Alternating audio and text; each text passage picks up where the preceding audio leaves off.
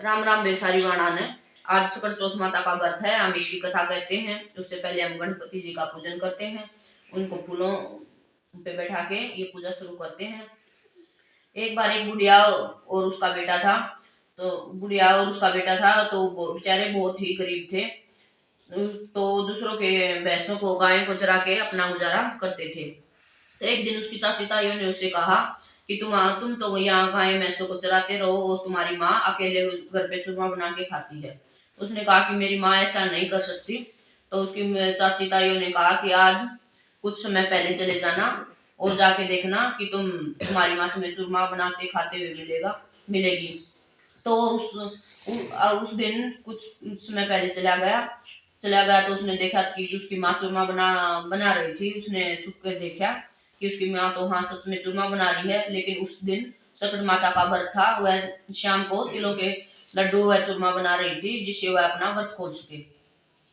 तो जाके अपनी माँ से कहने लगा कि माँ मैं तो गाय भैंसों को सारा दिन जंगल में फिराता हूँ, चराता हूँ, धूप में गर्मी में धूप में सर्दी में हमेशा तपता जलता रहता हूँ और तुम यहाँ अकेले बैठी बैठी चूरमा बनाती रहती हो खाती रहती हो। उसने कहा नहीं बेटा ऐसा नहीं है, मैं आज तुम्हारे नाम से सकट माता का व्रत रख रही हूँ, इसलिए मैंने व्रत खोलने के लिए ये तिलों के लड्डू और चूरमा बनाया था। तो मैं शाम को जब व्रत खोलूंगी ये हम दोनों खाएंगे और भगवान जी को भोग चढ़ाएंगे। उसने कहा नहीं आज तक तुमने मुझे कभी नहीं दिया। उसने कहा कि बेटा साल में ये एक ही व्रत आता है और इस दिन मैं चूरमा बनाती हूँ और लड्डू बनाती हूँ। तो वो बेचारा इतना गरीब था कि साल में एक दिन जो खाता था उसको याद नहीं रहता था। तो वो ऐसा करने लगा कि मैं ये घर छोड़ के जा रहा हूँ, ये पकड़ो अपनी लाठी और मैं यहाँ से चल रहा हूँ। तो उसकी माँ ने कहा कि रुक जा बेटा पहले मेरी बात सुन। उसने कहा कि बोलो। तो उसने कहा कि बेटा जो मैं ये तुम्हें कुछ तिल दे रही हूँ, अगर तुम्हें कोई भी भीड़ पड़े, कोई भी तुम्हारे ऊपर मुसीबत हो, तो तुम ये तिल तिल का चौक पूर के बैठ जाना, तुम्हारी वो मुसीबत हल हो जाएगी और कहना ये सकट चौथ माता जब मेरी माँ मेरे नाम से व्रत करती है तो मेरी इस मुसीबत से मुझे छुटकारा मिले। तो घर से तिलों के दाने लेके चल दिया। तो आगे जंगल में जाते हुए उसने देखा कि आगे से एक शेर आ रहा है। उसने सोचा कि आज तो तुझे ये शेर खाएगा। तो पीछे मुड़ने लगा, पीछे देखा तो सांप था। तो उसने कहा कि एक तरफ तो कुआं है एक तरफ खाई है, तो मैं किस ओर जाऊं। तो उसके उसको जब उसकी माँ की याद आई कि चलो माँ ने कुछ तिलों के दाने दिए थे, आज आजमा के देख लेते हैं। तो उस तिलों के दानों का चौक पुर के बैठ गया और कहा कि ये सकट चौथ माता अगर मेरी माँ मेरे सच्चे मन से मेरे व्रत करती थी तो आज मुझे शेर की तो गाय बन जाए और सांप की रस्सी बन जाए और मुझे रास्ता मिल जाए। तो उसने जैसे ही तिल के दानों का चौक पूरा तो उसके शेर की तो गाय बन गई और सांप की रस्सी बन गई।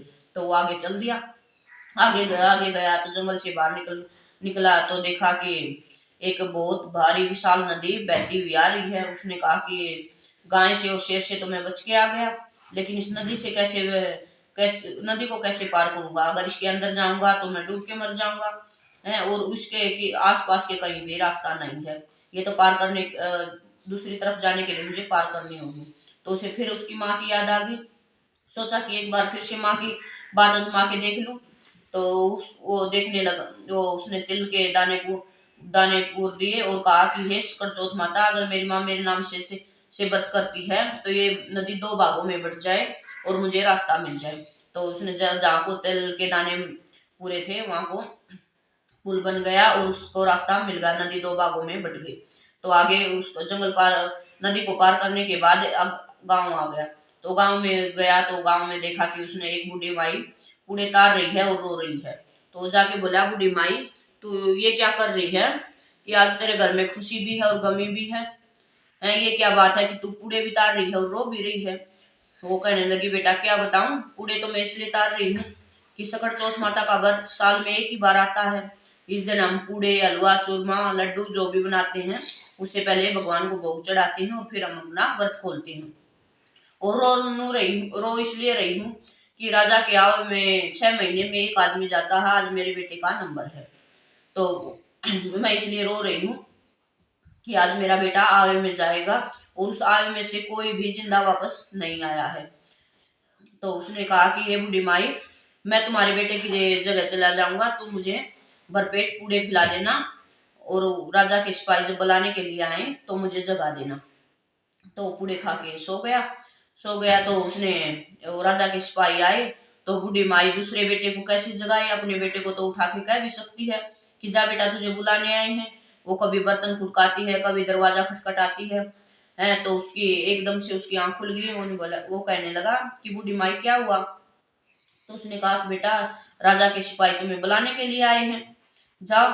तो उसने कहा बूढ़ी माई, मैं अगर कुछ खाने के लिए कुछ पूड़े और बाकी हों तो मुझे दे दे, मैं खा के चला जाऊंगा।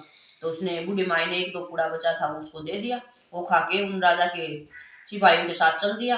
तो राजा ने कहा कि भाई इतना समय हो गया, आज उस बूढ़ी के घर से कोई नहीं आया। तो उस लड़के ने कहा कि नहीं महाराज, उसके बेटे की जगह मैं आया हूँ। तो उस राजा ने कहा कि ठीक है भाई बैठो, हमें तो आव में बैठाने के लिए एक आदमी चाहिए। बूढ़ी का बेटा बैठे या तुम बैठो, जो भी आया है इसे बैठाओ। वो वो बैठ गया। तो बैठने से पहले उसने कहा कि हे महाराज, मेरी एक विनती है आपसे, हाथ जोड़ के पहले मेरी विनती सुनो। तो उसने कहा बोलो भाई। बोला पहले मैं ये तिल के दाने अपने चारों ओर पूरना चाहता हूँ। राजा ने कहा कि इसमें क्या है। वो कहने लगा कि इसमें कुछ नहीं है, इसमें मेरी माँ का आशीर्वाद है। तो उसने अपने चारों तरफ तिल के दाने पूर लिए और बैठ गया। तो राजा के सिपाहियों ने चारों तरफ मटके लगा दिए और आवाज लगा दिया। आवा 6 महीने में पकता था, तो लेकिन तीसरे ही दिन आवा पक गया। तो राजा के सिपाही आवे को देखने के लिए आए कि वे आवा अच्छे से चल रहा है या नहीं।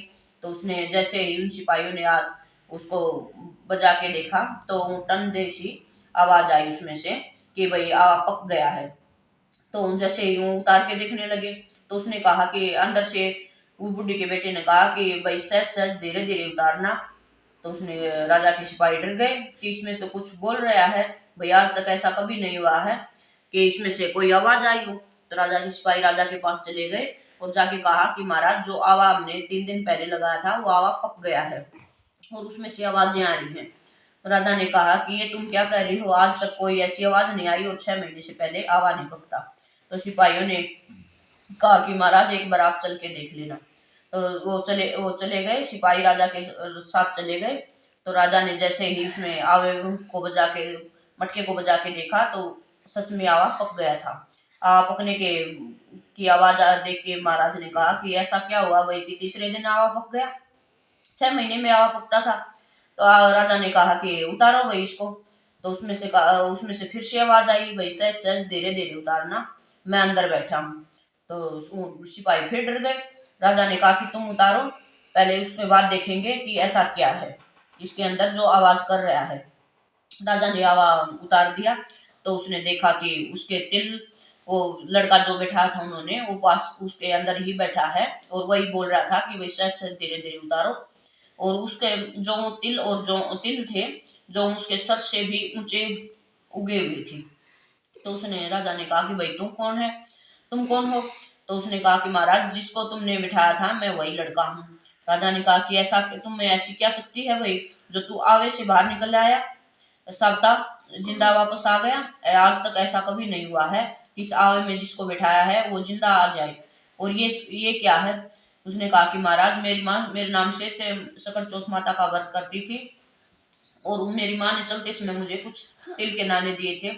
ये वही तिल के दाने हैं जो मैंने विनती करके कहा था कि मैं पहले इनका चौक पूर लूं, उसके बाद मैं इस आवे में बैठूंगा। ये वही उगाए हैं, इन्होंने ही मेरी रक्षा की है।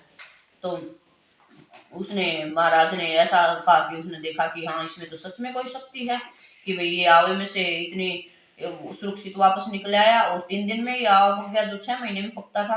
तो उस लड़के को अपने राजमहल में ले गया। राजमहल में ले जाकर अपनी रानी से कहा कि हे रानी, हम इससे अपनी लड़की की शादी करेंगे। रानी ने कहा कि महाराज, ये आप कैसी बात कर रहे हो, हमें तो ये भी नहीं पता कि ये कौन है, किस कुल का है, और हम इससे अपनी लड़की की शादी कैसे कर सकते हैं।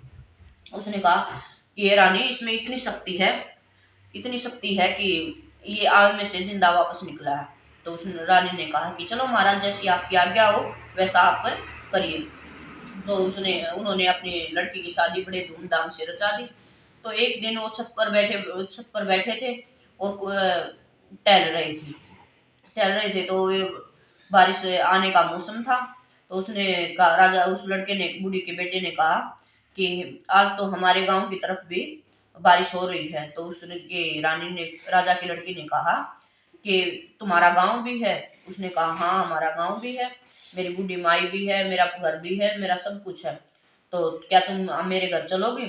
उसने कहा कि ठीक है, अगर आप ले चलोगे तो मैं चलूंगी।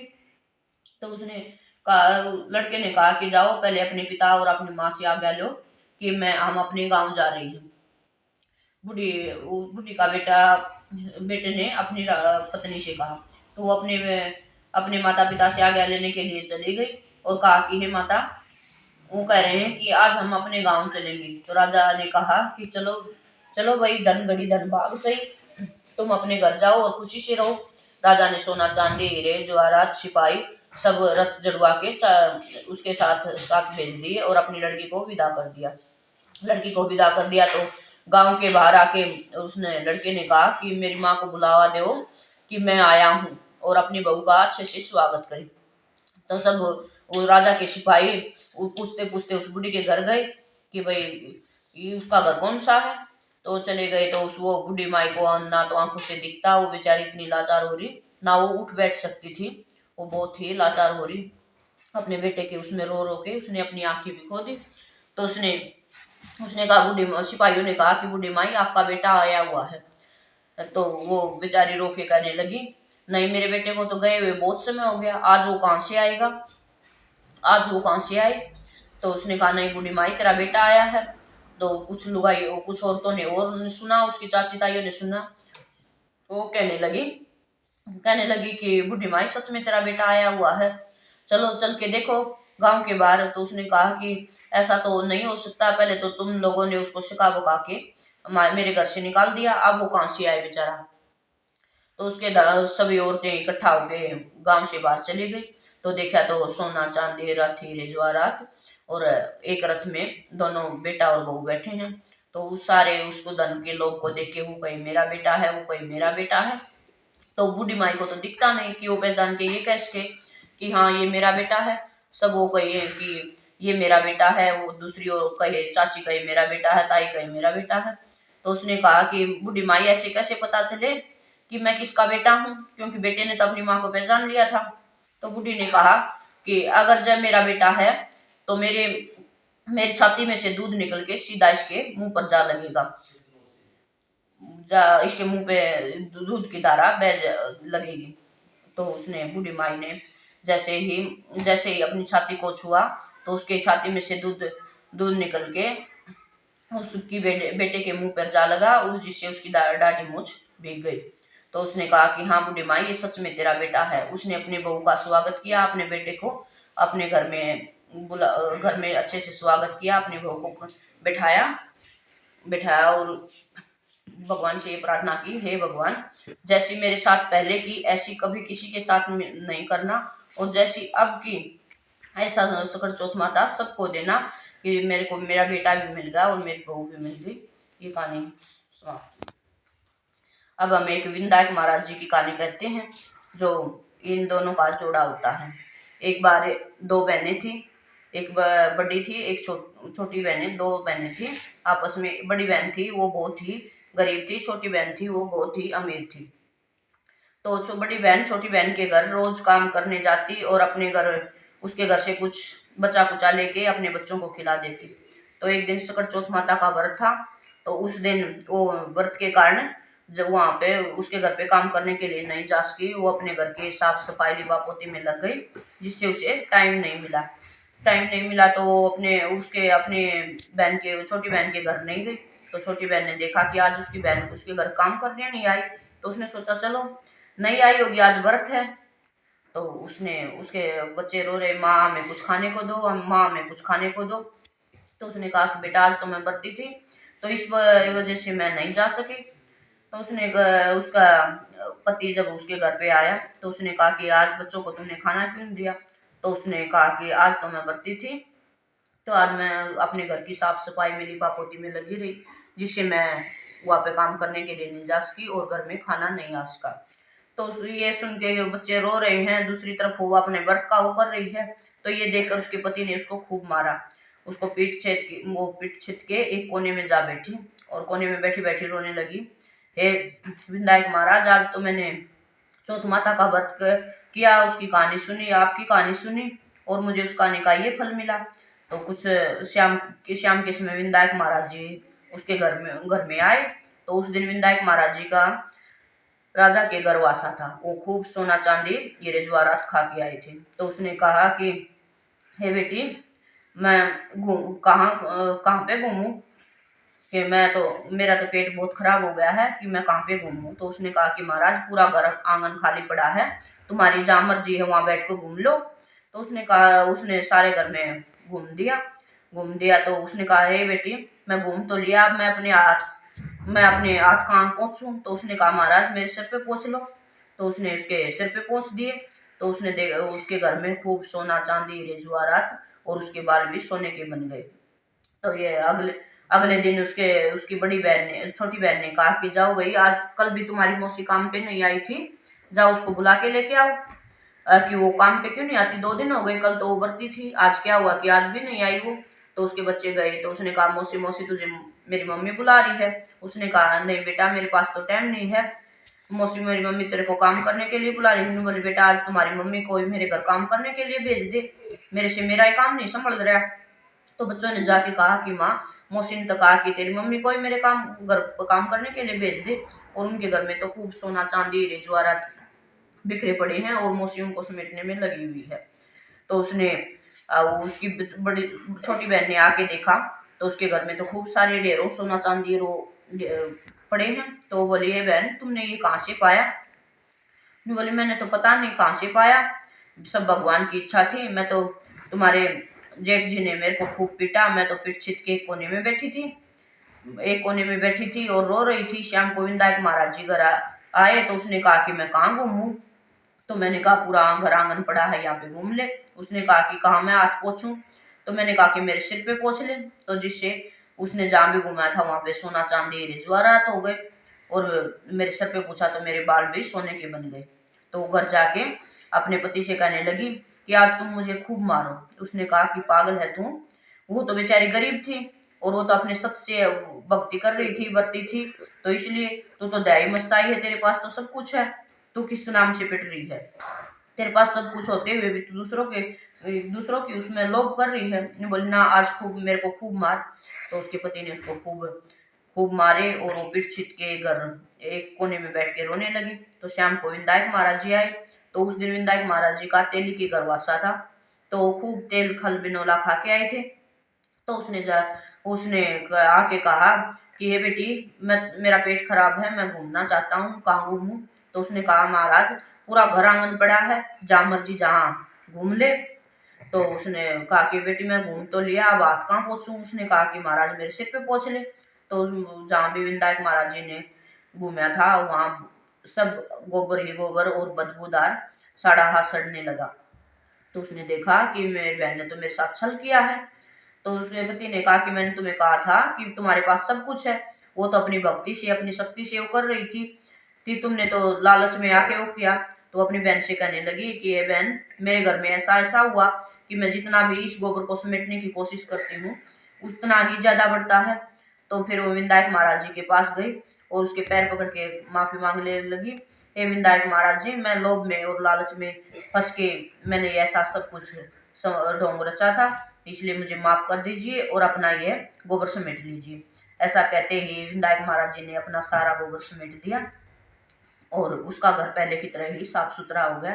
हे विनायक महाराज जी, बड़ी बहन को आई ऐसी सबको देना, छोटी को आई ऐसी किसी को भी न देना। कहानी सुनते, कहते, उपारा भरते, सबको पे अपने आशीर्वाद बनाए रखना। जय चौथ माता की जय हो।